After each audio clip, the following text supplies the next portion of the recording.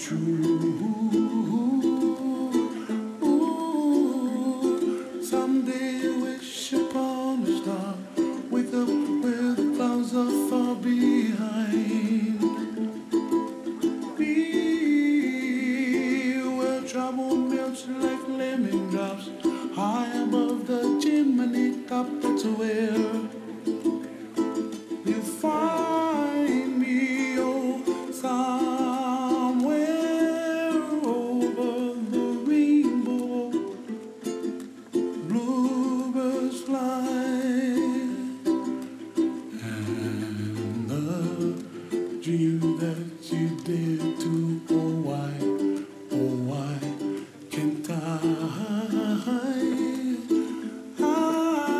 Well, I see trees of green and red roses too. I watch them bloom for me and you, and I think to myself, what a wonderful world. Well, I see skies of blue and I see clouds of white and the brightness of day. I like the dark and I think to myself, what a wonderful world.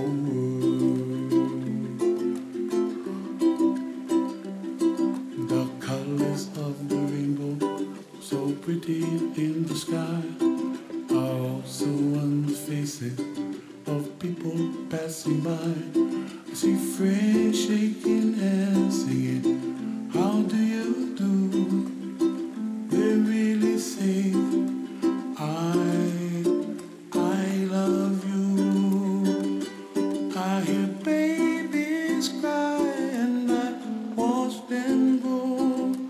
They'll learn much more than we'll know, and I think to myself, what a wonderful world. Someday I wish upon a star, wake up where the clouds are far behind.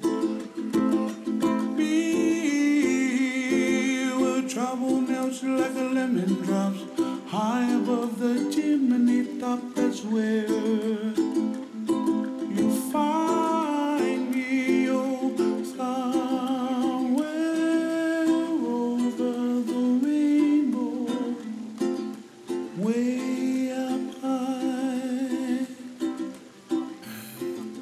The dream that you did to, why, oh why can't I?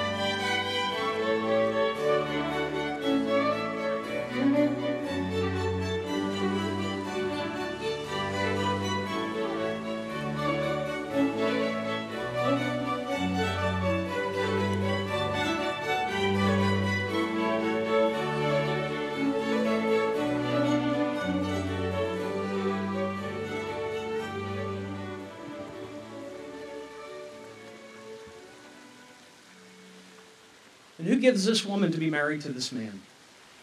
My wife and I. Wonderful, thank you.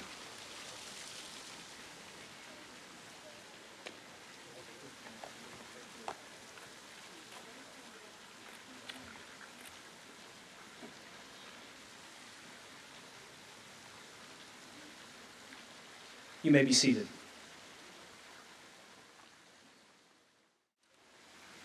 On behalf of Lindsey, Ryan, and their families, I'd like to welcome you and thank you for coming. As friends and family, we all have the privilege of witnessing the promise that Lindsey and Ryan are about to make to each other. May they remember this day forever.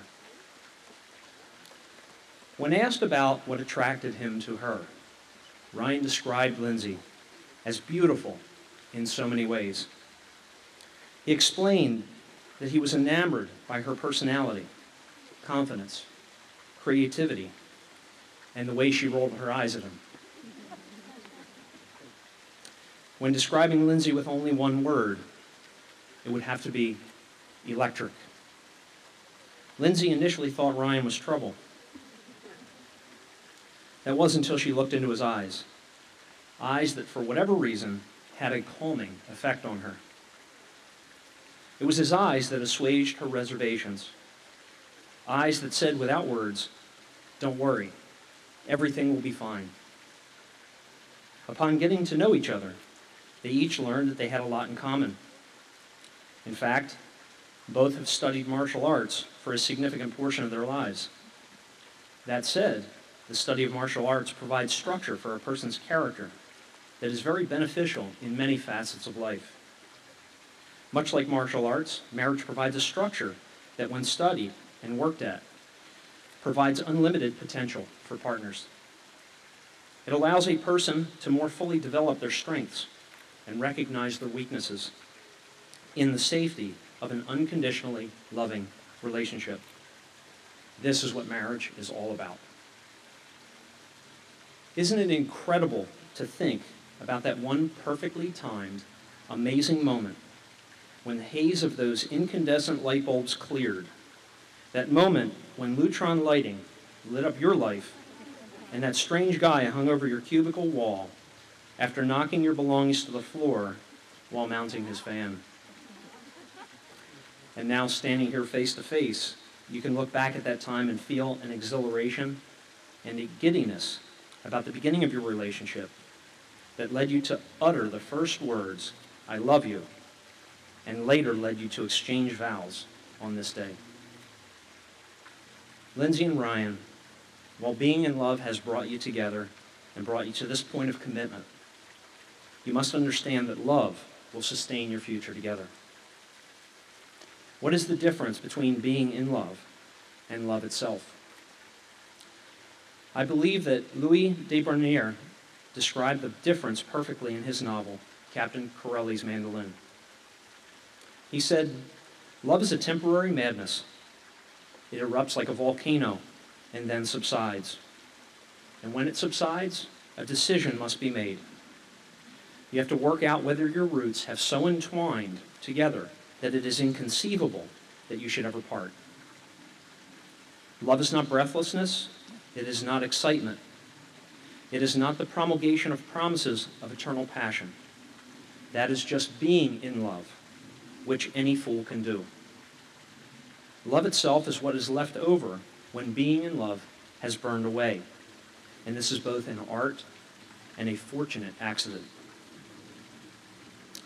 Lindsey and Ryan, you have determined that your roots are so entwined that separating is unthinkable. While you may be breathless, excited, and passionate at this time in your relationship, none of which are bad things, it is important to understand that in the context of marriage, love is based upon the commitment that you will make to one another, the vows that you offer today and adhere to for the remainder of your lives. Both of you need to understand that the vows you speak today, there are no conditional statements. Your commitment is not restricted to those times when all of life's puzzle pieces fall perfectly into place. The commitment you make today is a commitment to endure, a commitment that is not contingent on your circumstances. Even if today goes perfectly, there will be days in your marriage that will not work. The obstacles that you may face come in a variety of shapes and sizes. Difficult decisions, challenges at work, sickness, financial pressures, and of course children. Lindsey, it's losing that little black scheduling book and having no idea what's next on your to-do list. Ryan, it's using your knowledge, failing time and again to invent a machine that will allow Lindsey to return to a previous point in time and see where she lost that little black book. And while humorous examples, These represent situations in which the dangerous temptation to unleash your frustration on your spouse is present. Consequently, these are times that demand a commitment to endure. At first glance, the commitment to endure may not seem inspiriting because endurance is hard work. However, in reality, it will have a liberating effect in your marriage. For it is in this type of context that commitment, genuine commitment, breeds genuine intimacy, and intimacy develops and flourishes. Because of this commitment to endure, even in difficult circumstances, your marriage can be a place of refuge and encouragement. Your marriage vows not only involve a commitment to endure, they entail a commitment to forgive. One of the ingredients of marital intimacy is vulnerability. Thus, when we are deeply intimate, we can be deeply hurt. In the course of bringing two lives together, conflict and disagreement can emerge. Sometimes this tension results from minor actions and incidents. Other times, despite our best efforts, there can be moments in a marriage when we hurt each other with a harsh word or an inconsiderate action. These types of situations demand that we learn to forgive. Finally, your marital commitment involves a commitment to grow. As you begin your marriage, you're faced with a choice. You can allow your relationship to plateau at a level of peaceful coexistence, or you can commit yourselves to a process of growth and development. While a relationship that plateaus may be comfortable, it will rob you of an intimacy that thrives and flourishes. In a number of ways, marriage provides remarkable opportunities for growth. First of all, marriage challenges you to grow in your expressions of affection. What are the best ways to say I love you? How can you communicate your compassion more effectively? The more time you spend together, the more you will learn how to express your love in a way that is meaningful to your spouse. I would like to take this opportunity to share a poem by Thomas Kempis titled On Love. I believe it describes perfectly what the two have found together. Love is a mighty power, a great and complete good. Love alone lightens every burden and makes rough places smooth. It bears every hardship as though it were nothing and renders all bitterness sweet and acceptable. Nothing is sweeter than love. Nothing stronger, nothing higher, nothing wider, nothing more pleasant, nothing fuller or better in heaven or earth, for love is born of God. Love flies, runs, and leaps for joy. It is free and unrestrained. Love knows no limits, but ardently transcends all bounds. Love feels no burden, takes no account of toil, attempts things beyond its strength. Love sees nothing as impossible, for it feels able to achieve all things. It is strange and effective, while those who lack love faint and fail. Love is not fickle and sentimental, nor is it intent on vanities. Like a living flame and a burning torch, it surges upward and surely surmounts every obstacle. And now, each of you will say a few words that will take you across the threshold of marriage. And Ryan, I would ask that you begin, followed by Lindsey.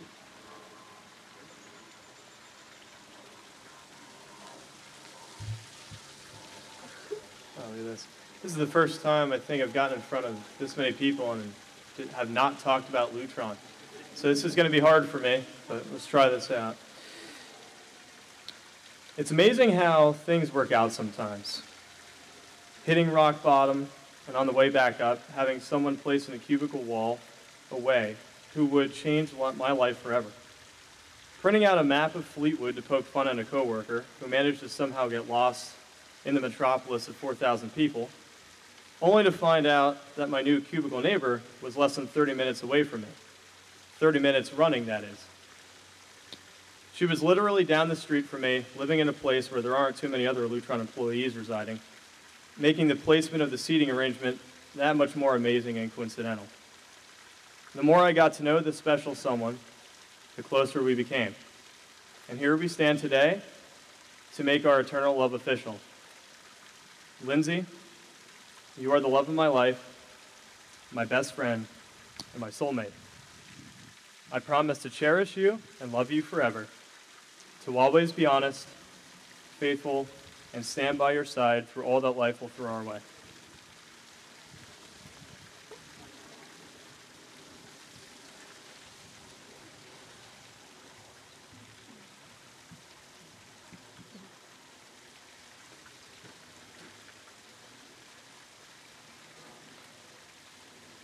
It was the second time we were hanging out, looking for a movie to watch in one of those $5 DVD bins. I remember you calling out titles that you thought would impress me. The Notebook, Sleepless in Seattle, Titanic. The shocked look on your face when I told you I've never seen any of them and wasn't planning to. I thought you were going to fall into that bin with the DVDs. You slowly dropped the ones that you had in your hands. The Notebook, Sleepless in Seattle, and Titanic. I remember the small laugh you let slip when I said, I'm more of an action girl. If things aren't blowing up and people aren't kicking butt, I'm really not interested. We settled on the movie The Island. I remember every moment of that night. Ryan, you are my other half, and without you, I don't feel complete. I promise to be faithful and love you to our ending scene, and our curtain is called. I promise to throw the candy wrappers in the trash and not next to it. I promise to watch the Christopher Nolan Batman trilogy and not grumble that much that I've seen this like 100 times. I promise to dig in when it gets rough and stand beside you. And I promise to always stop for a glass bottle Coke with you, because that's better than any roses any day.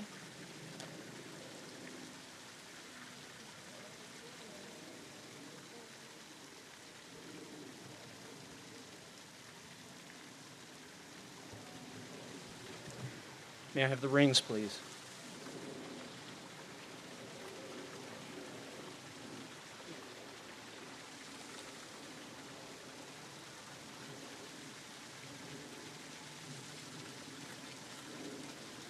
Ryan, as you take this ring and place it on Lindsey's finger, I'd ask that you repeat after me.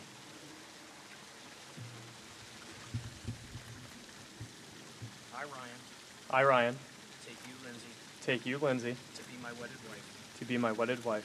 With this ring, With this ring, I commit all my love to you. I commit all my love to you. All that is mine is yours, All that is mine is yours, until death alone should part us. until death alone shall part us.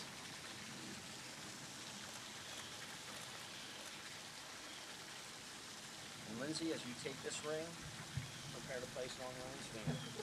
I'd ask you to repeat after me. I, Lindsey, I, Lindsey, take you, Ryan, take you, Ryan, to be my wedded husband. to be my wedded husband. With this ring, With this ring, I commit all my love to you. I commit all my love to you. All that is mine is yours, All that is mine is yours, until death alone should part us. till death alone shall part us.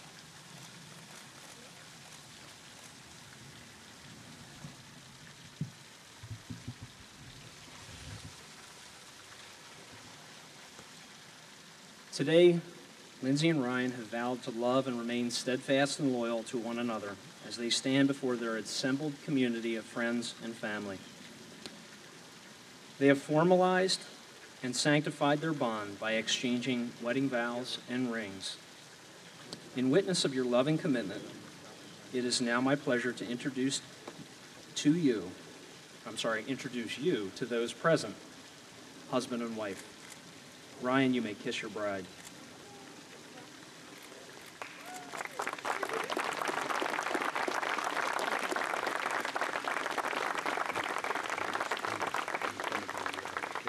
Ladies and gentlemen, I now present to you Mr. and Mrs. Ryan Burnish.